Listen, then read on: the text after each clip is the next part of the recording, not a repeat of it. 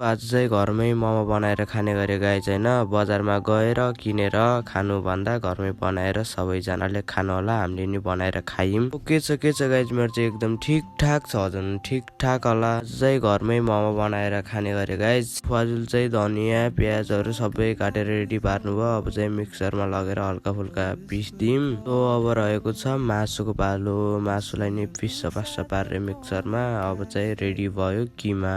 अब चाहिँ किमा रेडी भयो। अब चाहिँ पिठो मुस्दै हुनुहुन्छ, टक्क लगाएर पिठो सिठो मुसेर नि यता हुँदैछ हाम्रो मोमो हुन्छ चाहिँ मैले पानी सानी तताइदिएँ। यो बनाउनै आएन कि मोमोको डल्लो, यता बनाउँदै हुनुहुन्छ हाम्रो आन्टीले।